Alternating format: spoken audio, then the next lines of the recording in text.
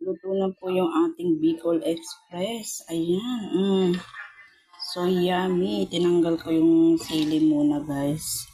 Kasi, pantatappings ko na lang. Sobrang anghang. Grabe kasi nga, guys, yung aking ginisang bagoong ay maano na yun, maanghang na. Ito, yung aking labuyo, tinanggal ko. Ayan. Diba? Kaya ayan, ipangtatappings ko na lang. Tara na at isalin na natin ang aking Bicol Express. Sa long video ko, guys, ang kabuuan ng aking pagluluto. Ayan, thank you for watching. Like, comment, at pag nagustuhan, pakishare na rin. At pag may nakita kayong ads, yun ay blessing sa amin, guys. I love you, followers from more. God bless you, everyone.